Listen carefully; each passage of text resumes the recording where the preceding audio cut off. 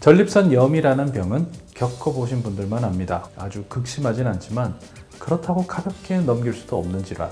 하루 종일 어딘가 불편해서 집중도 자꾸 흐트러지고 기분도 가라앉는 그런 질환. 이게 며칠만 가면 참을만 한데 몇 달씩, 심하면 몇 년씩 지속되다 보니까 사람을 지치게 만들고 생활의 의욕까지 꺾어버리는 그런 지경까지 도달하기도 하는 그런 질환이 바로 전립선염입니다. 혹시 내가 큰 병에 걸린 건 아닐까? 왜 이렇게 오래 가지? 이런 생각에 불안감이 자꾸 들면서 일상이 그런 불편한 마음에 물든 분들이 드물지 않게 있습니다.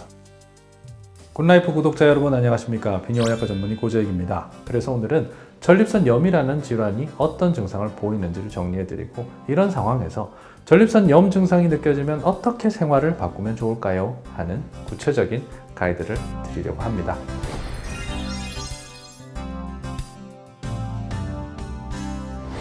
전립선염은 증상이 꽤 다양합니다. 그 중에서도 가장 흔한 건 회음부 통증이죠. 고환과 항문 사이가 묵직하고 불편하고 오래 앉아있을 때 그 증상이 더 심해지는 경향이 있습니다. 바닥에 작은 주먹이 하나 깔린 것 같아요. 또는 말로 표현하기 힘든 종류의 이상한 압박감이 회음부에서 자꾸 툭툭 느껴집니다. 이런 표현이 주를 이룹니다. 이런 불쾌한 느낌은 하복부, 사타구니 또는 고환 쪽으로 퍼지기도 하고요. 음낭을 당기는 느낌 또는 묵직하게 쥐고 있는 느낌, 그런 불편감을 호소하는 분들도 있습니다. 전립선염이라면 배뇨 증상도 빠질 수 없습니다. 전립선 한가운데로 요도가 지나가거든요. 그래서 전립선에 염증이 생기면 소변에 불편감이 생기고 방광을 자극해서 여러 이상 감각을 만들어냅니다. 그 결과 소변을 자주 보게 되거나 오줌 줄기가 약해지거나 다 보고 나서도 시원하지 않은 그런 잔뇨감이 남기도 하죠. 요도 저 끝에서 통증이 찌릿하게 올라오는 경우도 드물지 않고, 소변의 시작이나 아니면 마지막에 찌릿한 불편감이 느껴지기도 하고, 종종 소변 줄기가 두 개로 갈라져서 나오기도 합니다. 이런 증상들을 하나하나 느끼다 보면 소변 보는 그 짧은 시간이 스트레스가 되어버리고 말죠. 심지어 방광이 자극되면 한밤중에 요일을 느끼게 돼서 잠에서 깨는 증상까지 나타납니다. 전립선염이 수면의 질까지 망가뜨리는 겁니다. 성생활과 관련된 증상도 전립선염의 중요한 부분입니다. 전립선에 염증이 생기면 사정 후에 음경 끝이 아프거나 전립선에 있는 회음부 부위가 욱신거릴 수 있습니다. 이런 증상은 성관계 이후에 증상이 확 나빠지는 경우가 많은데요.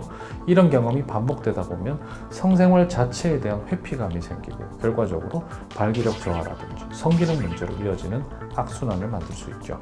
이 이외에도 항문이 묘하게 쪼여드는 느낌, 배변 후에 뭔가 남은 것 같은 찜찜함, 하루 종일 몸이 무겁고 기운이 빠지는 만성피로 같은 그런 전신 증상도 종종 나타납니다.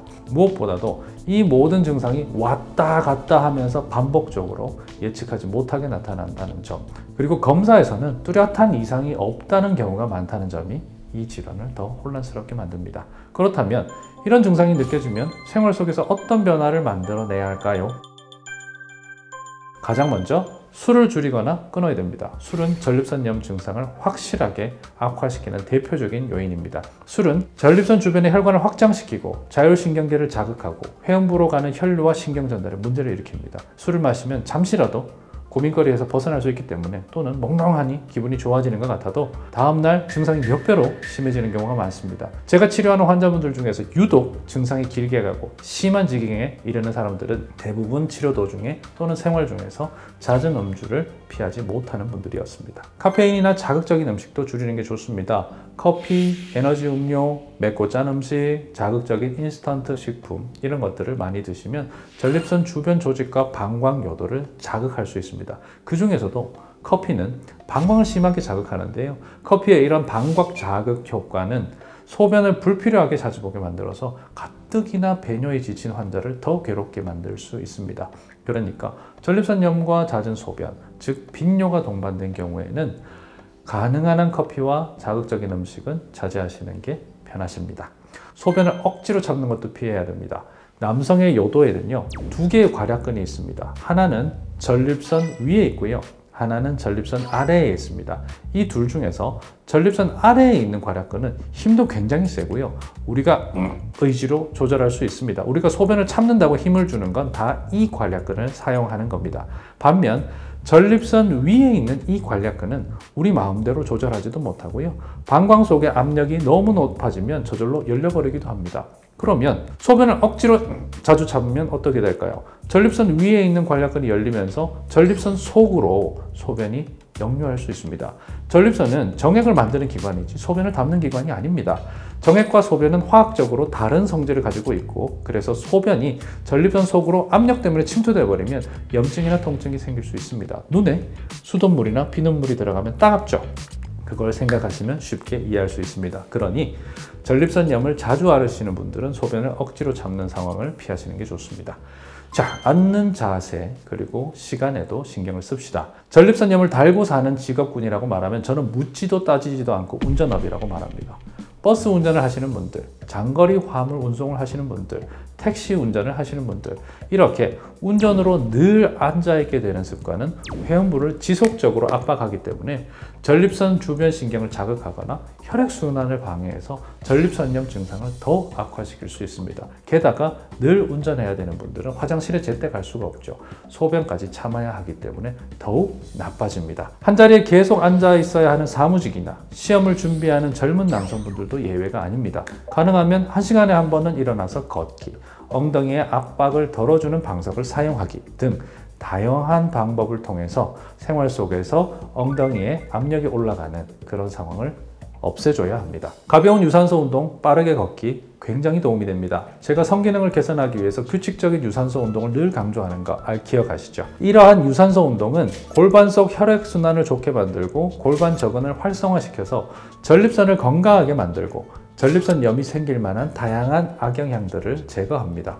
전립선염 자체만을 위해서 운동을 하신다면요, 무거운 근력 운동보다는 전신의 순환을 도와주는 빠르게 걷기나 가벼운 조깅이 좋습니다. 그리고 전립선에 직접적인 압박을 가하는 자전거 같은 경우는 유산소 운동임에도 좀 피해 주시는 게 어떨까 그렇게 생각을 합니다. 게다가 과도한 복압을 올리는 운동은 전립선에 출혈을 일으킬 수 있습니다. 간혹 중량 운동을 굉장히 강하게 하시는 분들이 정액에 피가 섞여 나온다고 병원을 방문하시는 일이 종종 있습니다. 고중량을 이렇게 들어 올리기 위해서는 허리를 보호하기 위해서 우리가 복대를 사용하게 되는데요. 그렇게 되면 복강이 위, 횡격막은 호흡으로 우리가 압력을 잡아버리고 배는 복대로 압력을 막아버리죠. 그렇게 되면 모든 압력은 고스란히 회음부, 즉 전립선 쪽으로 전달되게 됩니다. 그렇게 되면 시름시름 평소에 염증을 앓고 있는 전립선이 그걸 감당해내기가 참 어렵겠죠. 그러니까 전립선을 위해서 가벼운 운동을 하는 건 좋지만, 자, 운동을 하자라고 마음을 먹고 복압이 마구마구 올라가는 고중량 운동을 하시는 것, 또는 회음부를 압박하는 자전거를 열심히 타는 경우는 피하시라고 말씀드리고 싶습니다.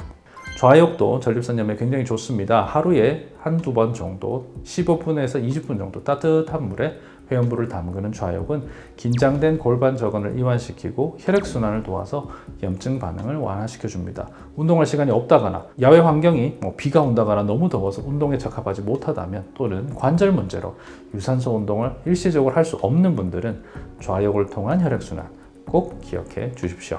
자, 스트레스 또한 관리의 대상입니다. 사실 스트레스가 나쁜 영향을 주지 않는 질병이 어디 있을까요? 하지만 전립선염은 그 중에서도 영향을 꽤 받는 편입니다. 스트레스는 우리 몸의 면역력을 감소시키는데 여러 종류의 감염이나 염증 관리 능력이 약화되게 됩니다. 이는 당연히 전립선염의 악화로 이어질 수 있습니다. 또는 스트레스는 술과 담배를 조절하지 못하게 만드는 촉발제가 되기도 합니다. 진짜 화나면 술 한잔 마시고 싶고, 진짜 화나면 담배 한 대 피게 되잖아요. 그래서인지 스트레스가 심한 날은 배뇨도 더 불편하고 통증도 더 심해진다는 환자분들의 이야기를 자주 듣게 됩니다. 자, 그래서 명상, 호흡 조절, 음악 감상, 규칙적으로 할 수 있는 어떤 방식이든 스트레스를 건강하게 조절할 수 있는 방법 하나를 찾아서 생활 속에서 꾸준하게 실천하시면 좋겠습니다. 저 같은 경우에는 달리기를 취미로 삼고 있습니다. 자, 마지막으로는 성생활입니다. 무리한 성생활은 전립선염에 해가 됩니다. 성관계나 사정 후에 통증이 심해지는 경우는 특히 성생활에 신경을 써야 됩니다. 전립선은 정액을 만들기도 하지만 밖으로 분출해주는 운동성 기관입니다. 그래서 염증이 있을 때는 성적 자극을 가급적이면 자제해 주시는 것이 좋습니다. 우리가 팔을 다치면 깁스를 하죠. 깁스를 왜 할까요? 움직이면 낫지 않기 때문입니다. 그래서 전립선에 염증이 생기고 사정할 때 통증이 생긴다면 적어도 한동안은, 적어도 2주, 많게는 한 달 정도는 자위를 포함해서 성생활 자체를 피하는 게 좋습니다. 물론 억지로 계속 참는 것도 스트레스가 되기 때문에 그 기간 이후에는 자신의 몸에 맞게 통증의 정도를 파악해가면서 적절한 리듬을 찾는 게 중요하겠습니다. 전립선염은 짧게 보면 그저 불편한 증상일 수 있지만 길게 지속되면 삶의 질을 떨어뜨리고 자신감과 심리적 안정을 무너뜨리는 병이 되기도 합니다. 하지만 방향만 바로 잡으면 분명히 조금씩 나아질 수 있습니다. 약물치료와 생활교정은 서로 뗄래야 뗄 수 없는 두 큰 축입니다. 그리고 그 중에서도 생활을 바꾸는 힘은 결국 환자 본인에게 있습니다. 오늘 알려드린 여러 방법들 중에서 당장 한 가지라도 실천해 보세요. 꾸준히 해 나가신다면 분명 몸이 먼저 반응을 해줄 것입니다. 전립선염이라는 길고 지루한 싸움에서 회복의 방향을 잡는 데 이 영상이 도움이 되셨기를 바랍니다. 지금까지 저는 비뇨기과 전문의 고재익이었고요. 다음 영상에서 더 좋은 정보로 찾아뵙겠습니다. 감사합니다.